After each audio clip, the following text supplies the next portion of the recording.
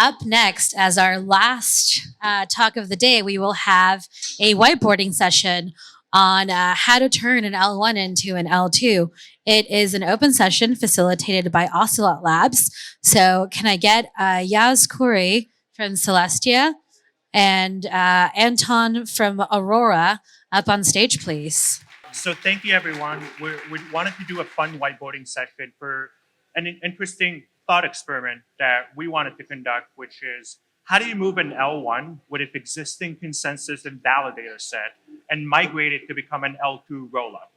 And we're going to start with that first assumption. And this is going to be very interactive. Feel free to jump in, come on stage, help with the assumption, help design this thought experiment together. So, yeah.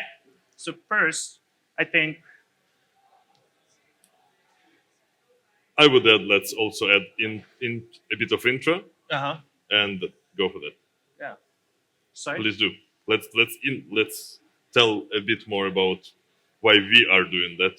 Intro. Yeah, okay. So yeah, just a little background, right? So I'm Yaz Khoury. I'm the head of DevRel at Celestia.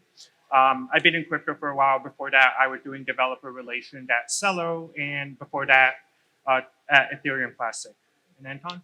Yes, and I'm Anton. I work at Aurora, which is the Ethereum interface on top of Near, together with Rainbow Bridge, etc. And what we do is help scale Ethereum by building on top of Near. Awesome. All right. So I'm just gonna write stuff on the board, and feel free to jump in and tell me I'm very mistaken and stuff with my assumption. But that's what it is for, right? It's a whiteboarding session. It's very interactive, right? Chip in. So when we have an L1,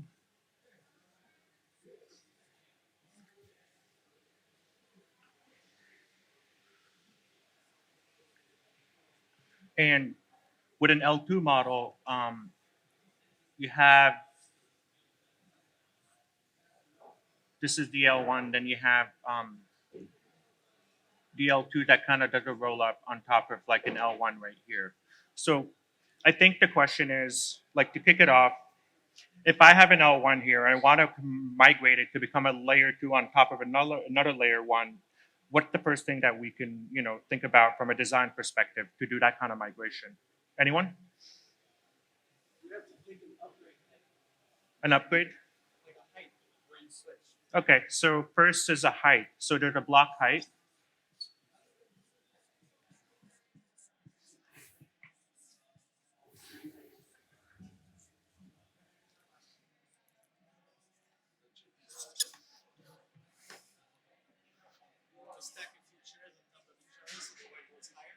Oh, you want it higher? Yep. I feel like if we put it like higher, it might fall back. So we tried that.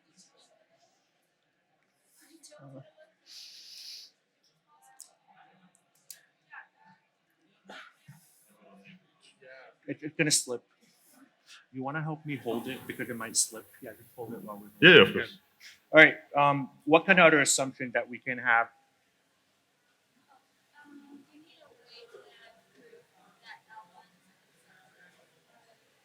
To prove that the L1 had consensus. Yeah, you need a way to understand this L1 consensus. So maybe it's like a proof of stake consensus? Yeah. Okay. So another assumption is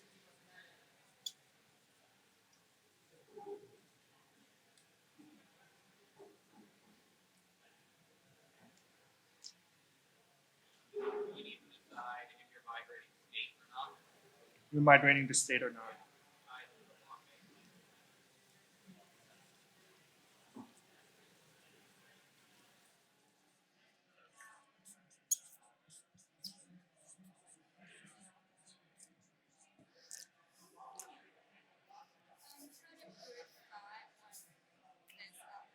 How to verify that? Oh, proof fraud. Yeah.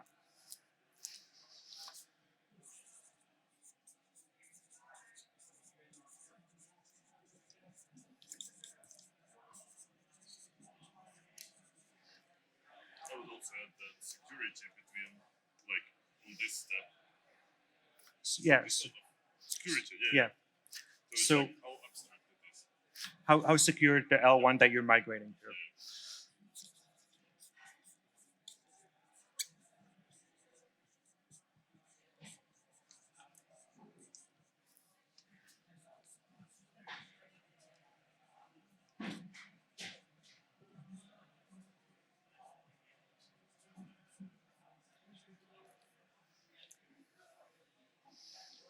Any other assumption or design consideration we need to think of? You need to transform the like consensus state into like a sequencer like state in the L2. Like, so like the proof like the consensus state of the L1 is not like the same mechanism as the A like sequencer as state. the sequencer state of the L2. And Yeah. so now there needs to be some mapping.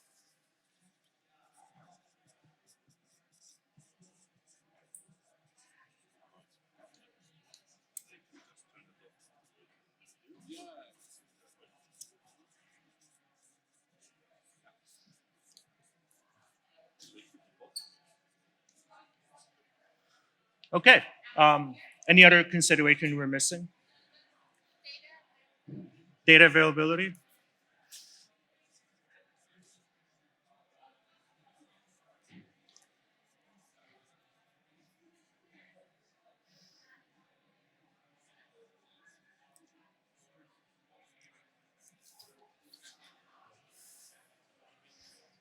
Any other thing we're missing?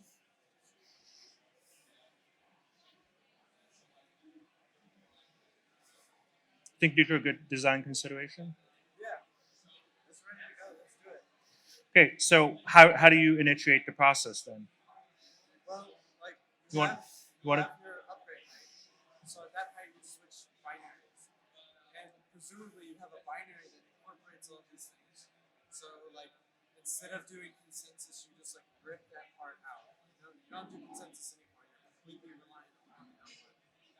And you're aware of Yeah. like, Yeah. where you have a you're like a light client equivalent for the L1.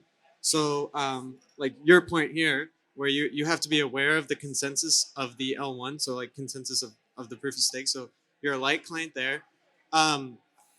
Migrating state, you actually don't have to do any migration for the state at all. Like you just keep running the same like that part of the binary is the same, and it's just a matter of where the data is going. So like instead of like the data has to go to the L1, so the data availability layer.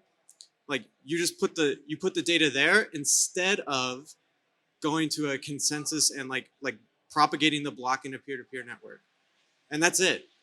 That's like most of this like assuming you have a like at the upgrade height you switch binaries that has fraud You want proofs, to capture that? and you have a what is that switch consensus State to sequencer yeah, state. yeah. So assuming that this is in the binary where you no longer do peer-to-peer consensus, you're just paying attention to what is on the data availability layer, and then that's it. I mean, like this thing, like an L2 is it's just a blockchain, so you Right. already have most of that. You just don't do the consensus in the peer-to-peer part, and you delegate that portion to the data availability layer, and then you have a light client for that data availability layer that can sample the data or however they do verification, and you're done. Okay. In so theory, I'm- there's in implementation theory. details, All right, but we're gonna break besides it down. that, I We're mean, gonna you're break done. it down in a bit. Okay, so Yeah. there's a binary.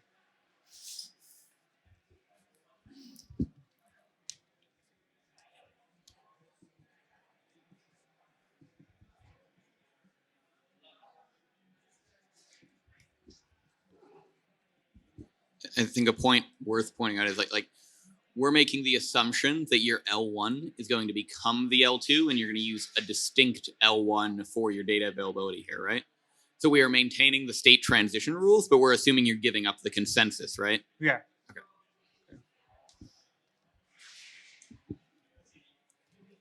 That's a great point, I think. And so, correct me again. The state we are not migrating, right? In this approach. Yeah. Already in the database on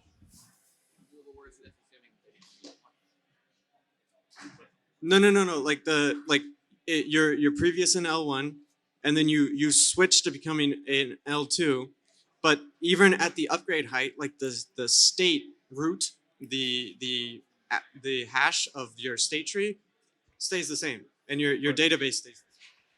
Well, there needs to be a database migration, right, at the upgrade height, because you have to transform certain parts of the state to the state that's needed by like the sequencer state and like any other pieces of state that's like needs to be migrated for the upgrade needs to be migrated. Yeah. So the sequencer state has to be migrated. So that's like what you're talking about is like different from proof of stake. So you're switching from so yeah, that makes sense. So you do have to migrate state, but just a small portion of state. It's not like a giant refactor or anything. It's All right. So the state lives as index data, or is it like lives in that case in the layer 2 and then it gets to layer 1 afterwards? So it's like we're not communicating directly to layer 1 on writes, right? We still like abstract that away, and then that's like the data availability point.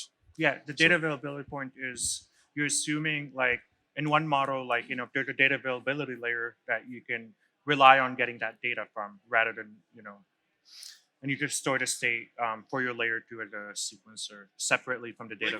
Yeah. Are all the consensus proof of stake for like both like the previous proof? L1 and the new L1? Sorry, like Are all the consensus proof of stake? Because we put like consensus is proof of stake is like yeah. So this is like with proof of stake. like we leave a layer 1 proof of stake to go on a L2. Yeah, because it's like a thought experiment, right? So Yeah. you're assuming you have an existing layer 1. Let's assume it's like the consensus is proof of stake. Okay. And you want it to become a layer 2 because you don't want to maintain consensus anymore, because validator operation is an expense, and it's like very demanding for your layer 1. So you want to focus on your ecosystem, let's say hypothetically, and become a layer 2 model. And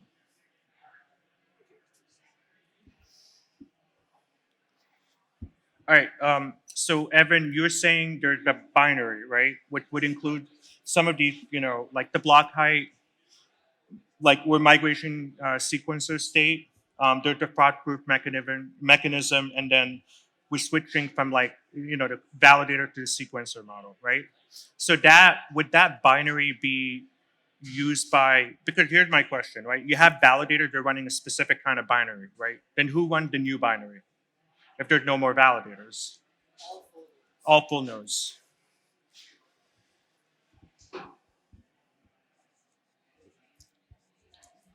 So in this model, the validation is a separate subset of validators, or still the L1 validators? Yeah, so the validator would have to give up technically on validating as a part of the merge, right? Part of the migration. How are we picking who the sequencer is here? So you'd need like a specific set of sequencers that you pre-selected, which presumably some of the validators would be sequencers.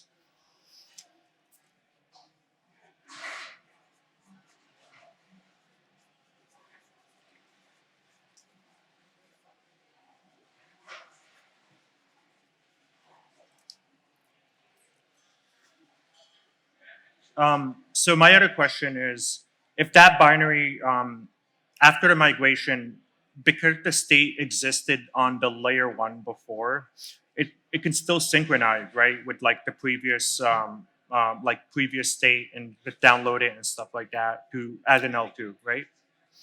Okay. Evan nodded his head.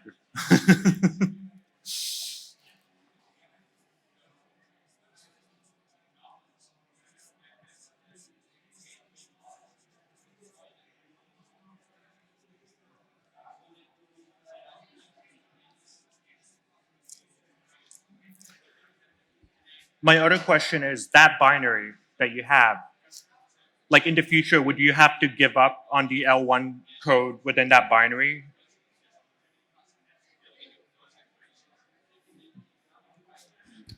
Noise.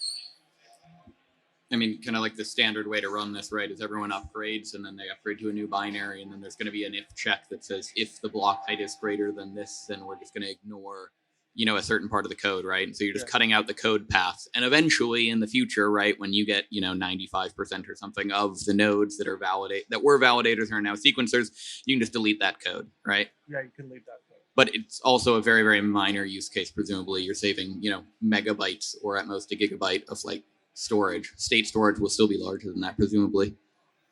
Let's see.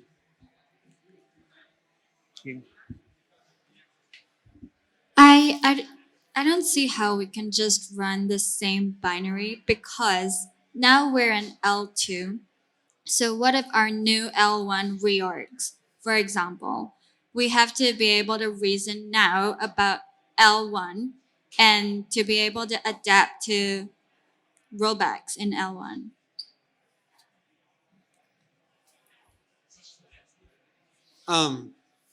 Wait, what did you mean by the same binary? Okay, by binary, I assume you mean like the validator software. So I don't think we can use the exact same binary. Oh, okay. So I guess my point is this is something we need to add to our new binary, the ability to reason about reorgs in our new L1. Unless the L1 uses Tendermint, in which case there won't be any reorgs. Okay. But that's a separate point. Sorry, that's getting distracted.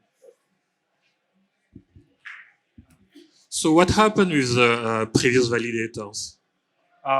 So that's another question. So how do you incentivize validator to give up on validator? Yeah, because you have one way where they will just give up and turn everything off, or you might be in the case where they all become validator on the layer 2, which I assume that's what we'll see. And then what do you kind of gain from that for the system? So it's a question of incentive. What would happen why would a validator give up on validating? Because they can decide whether to run that binary or not, right? I guess it's the game theory question. I guess the other question: what would motivate miners on Ethereum to become do the migration to become a proof of stake? The question is, I don't know. That's why we're having a whiteboarding session. It feels like for proof of work it's kind of easier because you go from one job with machine and everything, and then you switch to something more like software. While with proof of stake, you kind of just run, just the software on pretty much the same machine, I guess. Right. I think maybe there has to be some sort of incentive for the validator to accept moving that new binary. Oh, Evan. I mean, it's just a hard fork. So it's the same thing as any other hard fork. It's a hard fork, but in the hard fork, what would motivate the validator to accept that binary to do that hard fork if they're already validating? Social consensus. Social consensus. Yeah. All there is social consensus.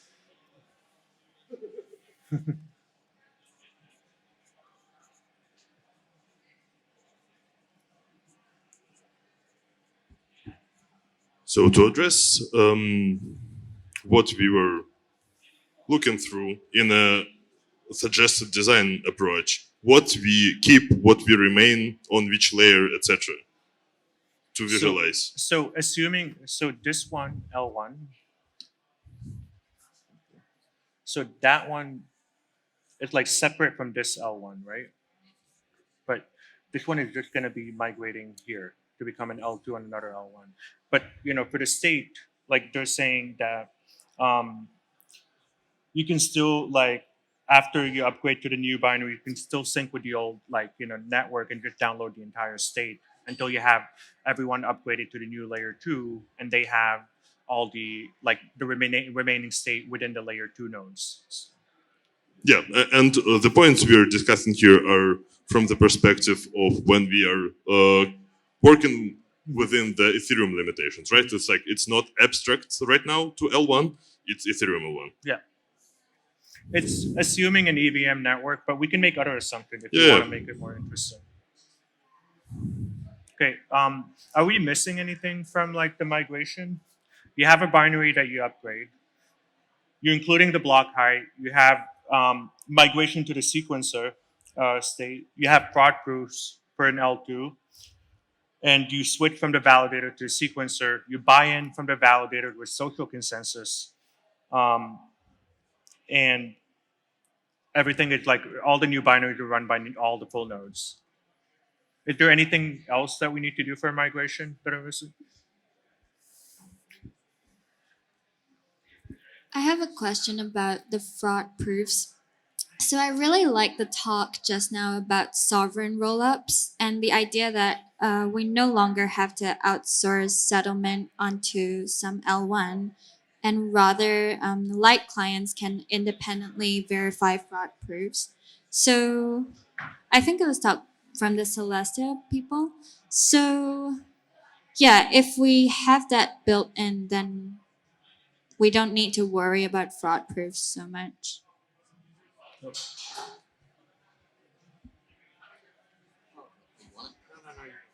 So that was my talk. So the two things there, I guess, is depending on the design space we need, and from like a binary switch, there's probably a nuanced point there. If we're doing Tendermint, in Tendermint, a light client would normally not run the Cosmos application and therefore wouldn't have any ability to execute a transaction. So that's a big change from like a light client perspective, and that you're requiring more work from them. And then from a full node perspective, this is probably a point where it's working. Like, we have to specify that like now these validators or these full nodes need to be able to generate fraud proof. Before, they were just expected to validate transactions, and that would mean that they would stop their state or they would ignore transactions if they were invalid. Now they have to ignore those transactions or really generate fraud proofs from those transactions and somehow share those with light clients. Otherwise, light clients can't validate those fraud proofs. For me, the word that still keeps me a bit confused is the migration part. Like, so we're talking about, again, migration always assumes a lot of moving parts, right? What exactly is migration in this case? So what is the migration? In Yeah, this? and like how it happens and all that stuff. And it's like, is it, just like, So- in a nutshell. Yeah. Here's an L1. It has a state. It's like a stateful, like EVM, whatever. Yeah, It's a smart contract block platform. production, all that. It has IBFD, Tendermint, like it has proof of stake consensus model, right? There's an ecosystem on it, so it's like a rich state. There's like, I mean, there's a lot of like, transaction happening on it and stuff. And then you want to move it from, you want to migrate this. Abstract, yeah. Yeah, you want to migrate that, getting rid of your validators, not necessarily there's no other way to say it, right? And migrating them to become a layer 2 so they avoid all that consensus for your ecosystem stuff. The assumption here, let's say the L1 is not really an ETH killer, and it. No, like we're not talking about this killing ETH. ETH is basically what we are all trying to scale, right? Right, so, yeah. Yeah. So, like, for me, what's still not completely clear in this picture is how they think, like, we're getting rid of validators, right? Right. We substituted them with mathematical approach, Right. like calculations. So I think we can reflect it here as well, or maybe it is reflected. And then what, again, like, I'm not, with rollups, I'm not that much familiar, and for me, it's interesting, like, how you make sure that data is immutable. So it's The like data stays immutable. Mhm. Well, you want to give it a smile? I mean, you submit the data onto like a data availability layer that runs proof of stake or something. It's not that your layer 2 is like in isolation, right? So the blocks like the block data materializes on some layer 1. So that's, you don't get rid of the data, right? And one other thing we're leaving out is we didn't explicitly state which L1 we're using here or pick an L1, but there's an assumption that, as part of updating the binary, our full nodes need the ability, or I guess our sequencers need the ability to write to the layer 1, which presumably means they have to run a light client of the L1 here in addition to running the L2 so they can submit transactions to L1.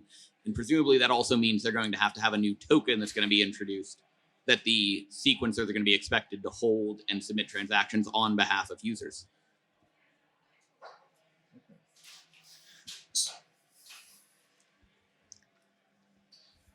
What is the role of the old full node? What do you think they are going to do in the new, like once we migrate? What we're gonna do when you migrate? Yeah, it's like as soon as when you migrate, are they supposed to run? It's like they don't run the full node for the L2. I mean, it doesn't. Yeah. I mean, after you migrate, you're just running the sequences and stuff. But like, if you assume most of the activity is happening on the ecosystem level and not on the protocol level, then you can delegate your security to another layer one and just like do the roll up on top, like submit the transaction. So as an end user, you had the full node, so now you are just going to have a light node, light client. Yeah. I'm not sure. I think because I think with like at the L1 stage, the validator has to run like Josh, you were saying like a light. They have to run a light node for the L1 and So a light node on the L2. It's more like what do we expect from them? The full node of this new L2 will still be a full node of that L2, but it will also be a light client to the layer one, so the data availability layer. Yeah, sorry. So your new L2, that full node will still be a full node, but then it will also be a light client to the layer one.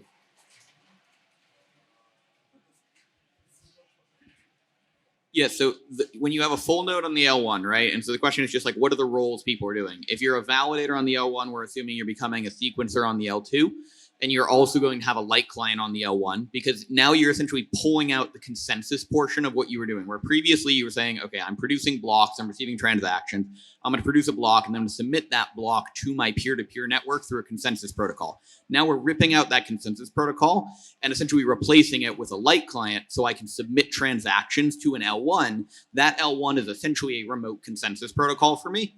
And so for the full nodes, you're still going to assume you're receiving all of the transactions from blocks that are generated by sequencers. So, L1 validator goes to L1 sequencer. L1 full node goes to an L2 full node. And you're still going to receive all of the blocks from your new L2 sequencer, previous year validator, and you're going to execute all those transactions in this block. You're going to have a light client where you're actually probably reading the block from the L1. It's not being gossiped directly to you anymore over a consensus protocol. And then you're executing all those transactions. And the new thing that's expected of you is to generate a fraud proof. And that's using our model here where we're assuming we're using a trust minimized light client. But you're still doing all the standard full node things of I'm receiving a block and executing all the transactions in it to give me a full node guarantee of it. You're just receiving that data instead of over a consensus from like the L1 acting as remote consensus. Is any L2 doing like full nodes today? I actually don't know. Someone from Optimism, Zaki, you know. There is a Optimism full node. There is a StarkNet full node that I've seen. Those are the ones that I can think of off the top of my head.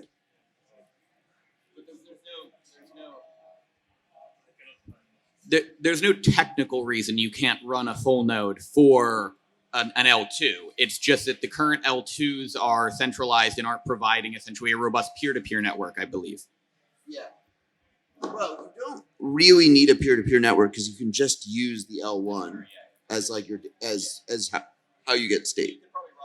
Yeah, but that's kind of like back to my question: what was the role of like the full node? Because if you don't need one, and if today we don't have any L2 doing really, gossip and all of that, then what is the equivalence? Like, are we losing something? Are we not? Or like, what are the assumptions? More like that.